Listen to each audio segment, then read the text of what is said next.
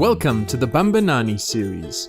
Every child has a right to quality education, and teaching inclusively can contribute to achieving that goal. This series of videos illustrates how teachers are teaching inclusively in South African classrooms. The videos focus on teaching numeracy and literacy in the foundation and intermediate phases. To support participation and learning by all learners, the teachers in the clips differentiate their teaching methodologies, content and assessment strategies, and classroom environment. Let's join hands to teach every child.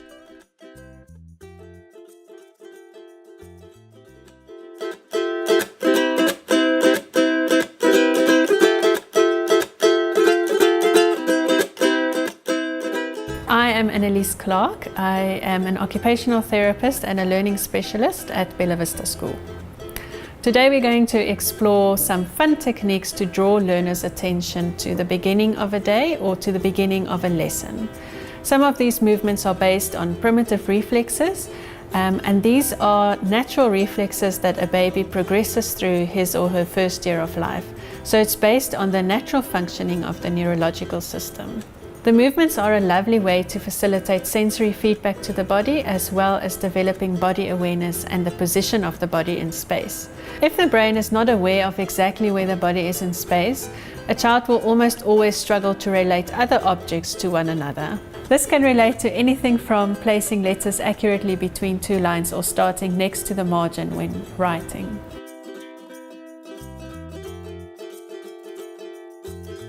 In this lesson, the first thing that we see is crossing the midline while counting.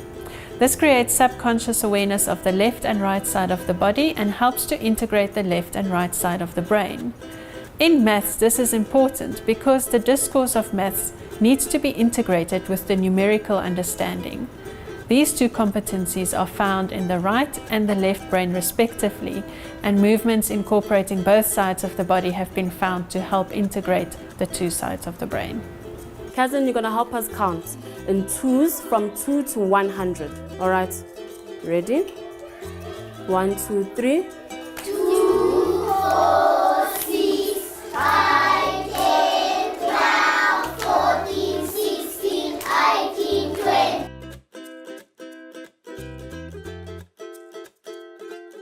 Crossing the midline physically helps to integrate the left and the right brain.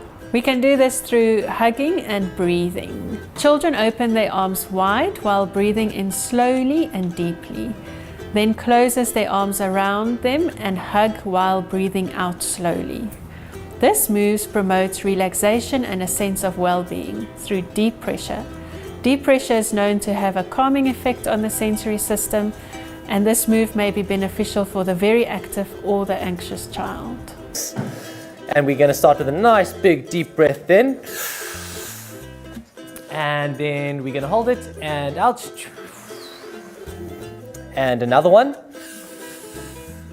And out. All right.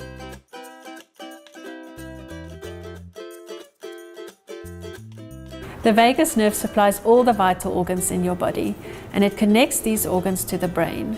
By massaging the vagus nerve, it promotes overall calm state of mind, and it is responsible for the mind-body connection. It helps mood and controls anxiety. This is a great activity to practice before doing a speech, as it relaxes the nerves and switches the brain on. It also helps the learner to talk with more ease. So you've got two nerves here called the vagus nerves. All right, just below your collarbone. Everyone feel your collarbone? Then just below this, it feels like almost like a little hollowing. Look where I'm pushing, like over here and over here.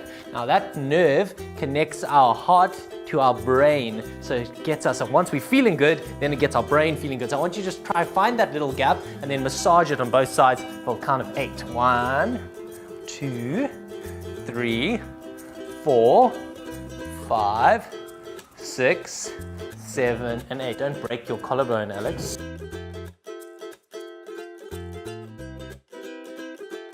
From following simple but quick physical instructions, the brain is activated and alert. The movements involve identifying the left and the right side of the body and integrating it to an instruction. The brain has to function on multiple levels while integrating various parts. This activation of the brain can create a calm, alert state, which is necessary for optimal learning to take place. You gotta copy me. Hands wide. Hands down. Hands forward. Hands down. Lift one leg up. Okay, lift both arms up. Now lift one arm down. All right, now look forward. Here, touch your nose. Right, touch your head. Touch your kneecap with your right hand. The up kneecap. All right, now touch your back with your left hand. All right, now look at the ceiling. Now look to the left. Now look to the right. Switch legs. Here, now try balance. Now do like a bend your knee that's on the ground so you go lower, lower, lower, lower. Now try stay and stand up. Are you cheating, Alex? And down again. And spin around. And sit down.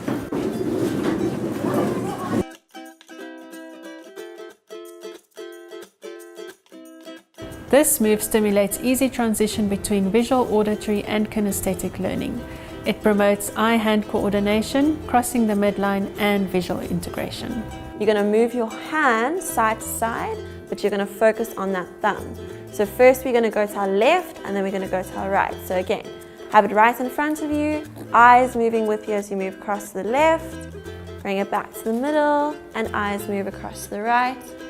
And back to the middle, and we're going to do it one more time. To our left, just your eyes moving, and back to the middle, and to the right. And bring it back to the middle. All right, so now we've crossed our midline. Now our minds are ready to work.